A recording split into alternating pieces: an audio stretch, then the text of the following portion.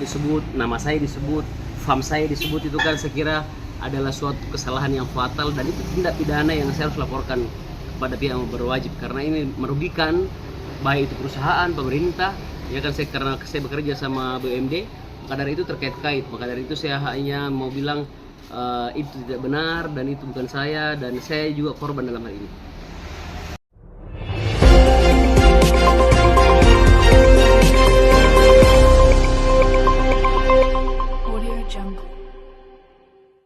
Ya, jadi saya jelaskan, saya dapat informasi tahun 2022 yang lalu, saya sering ditelepon sama Credit Plus, katanya saya pernah ambil handphone apa itu Samsung kalau nggak salah ya. Tapi sebelum-sebelumnya saya blokir karena saya kira itu penipu, karena saya merasa tidak pernah memang ambil kredit. Nah, kesini dia mengancam. Saya anggap wah ini sudah keterlaluan. Nah, saya minta data, ternyata betul ada yang pakai saya punya data dikirimkan saya datanya. Oh, ternyata memang ada nama saya di situ sebagai orang yang pernah ambil kredit tahun 2017 pada saat itu. Nah, dalam perjalanannya saya lihat ini, saya cek dia ini orang bayar. Nah, tapi datanya itu Pak bukan datanya yang pertama, ibu kandung saya bukan namanya, dan tanda tanganku itu bukan tanda tanganku. Nah, saya minta klarifikasi dan permintaan data pribadi ke Credit Plus tahun 2022 itu, dia perusahaan tidak kasih saya, katanya itu tidak bisa karena itu dari perusahaan. Maka dari itu saya keberatan karena sudah mengancam, memviralkan dan segala macam, padahal itu bukan saya. Maksud saya bilang kalau memang saya punya utang, datang ke rumah saya penagihannya, dalam masalah saya selesaikan, tapi kita cross check dulu karena saya tidak pernah ambil ini handphone dan tidak pernah ambil ini kredit. Jadi kan artinya saya ini korban. Kalau misalkan memang saya anggap bersalah kan, saya lihat di sini sisa 3 bulan, kita cek kemarin sisa 3 bulan pembayarannya, dan tidak selesaikan ini orang. Saya tidak tahu apakah masalahnya, apakah ini wallahu alam siapa ya, mungkin juga orang-orang dekat saya tidak tahu siapa. Cuman yang penting dia pakai atas nama saya dan atas nama saya di situ yang bertanda tangan, tapi bukan tanda tangan saya dan bukan nama ibu kandung saya yang tertera dalam data. Nah, kemudian dia buat di media, akhirnya saya kira ini kan juga melanggar. Yang pertama saya korban, saya tidak merasa pernah mencicil handphone yang dia maksud dan disebar ke media sosial, dan sekiranya ini adalah perbuatan tindak pidana yang memang harus kita laporkan, jangan sampai dianggap memang saya yang bersalah. Ini hanya klarifikasi dari saya, semoga ini menjadi juga pelajaran buat kita semua karena sekarang sudah marak pembobolan identitas pribadi yang dimana memang bisa dilakukan siapa saja, apalagi sekarang dengan canggihnya teknologi. Ya, caranya saya mengklarifikasi, selain saya melapor ke pihak kepolisian, ada LP-nya, ada LP yang sudah saya buat, dan kemudian saya sudah klarifikasi ke kantor pusat bahwa memang saya tidak ambil itu, dan dikasihlah cara untuk menyelesaikannya dengan cara membuat laporan-laporan yang saya isi beberapa file yang berhubungan dengan data pribadi saya. Sebelumnya sudah pernah bertemu dengan pihak kolektor? Tidak pernah. Nah, di situ datanya kemarin kita lihat waktu kita sama-sama semua ke Credit Plus, itu ternyata ada kolektor yang pernah dibayar langsung ini orang. Dia pernah ketemu, tapi saya tidak pernah ketemu sama ini orang. Maksudnya saya tidak pernah membayar dan saya tidak tahu siapa yang ditemui. Makanya dari itu saya minta historinya.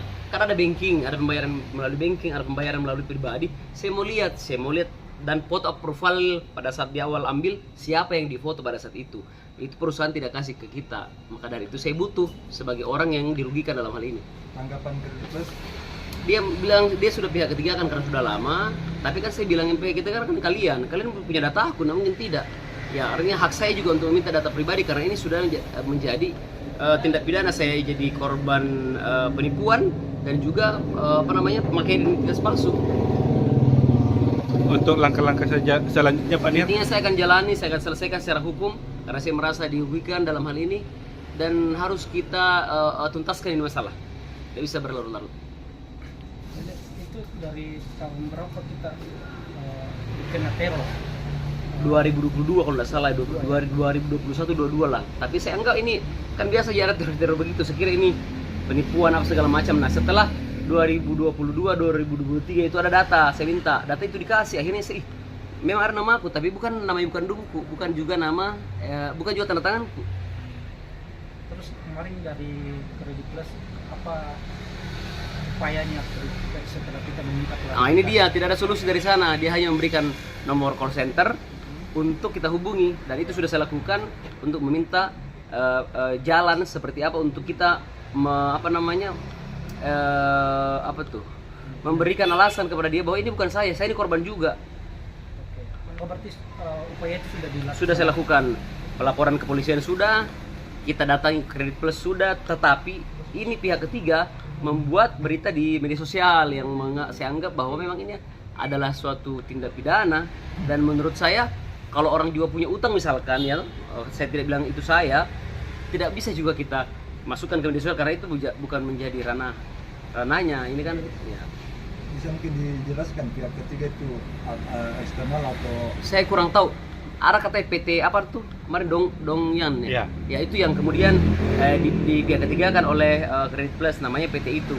Nah kemudian saya tidak mau lagi berurusan dengan itu karena kalau saya telepon dia suruh saya bayar. Nah saya bukan mengambil ini barang.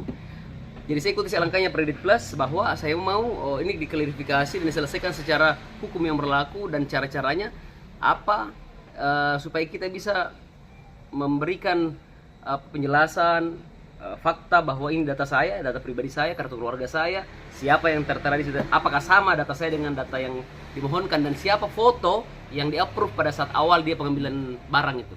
Oke, makasih Pak. Kalau pihak Kredit Plus menganggap bahwa itu sudah pihak ketiga, apakah menurut Anda itu lari dari? Saya hanya mau bilang begini, kalau kita perusahaan kan ada data. Oke lah, Anda sudah tapi kan ada data saya tersimpan. Kenapa Anda tidak kasih data saya? harusnya klarifikasi dulu. Maunya saya ini kita duduk sama-sama. Kan bagian dari korban.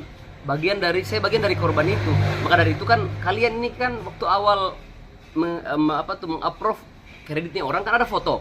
Saya minta itu saja biar saya tahu siapa orangnya ini. Tapi kan itu ditutup. Katanya sudah tidak bisa karena sudah lama lah. Berarti kan saya anggap bahwa perusahaan ini tidak kredibel. Oke. Apakah proses pembuktian itu hanya bentuk daripada pertanggungjawaban dari Saya kira kalau di sisi lain bentuk pembuktian secara utang oke, tapi kan ini kan ada bentuk pidana Pak. Yang kemudian saya harus laporkan bahwa saya dirugikan dalam hal ini. Saya, keluarga saya, orang-orang yang kenal saya, ini kan dirugikan. Maka dari itu saya menganggap bahwa dia harus bertanggung jawab dan ini akan saya somasi pasti.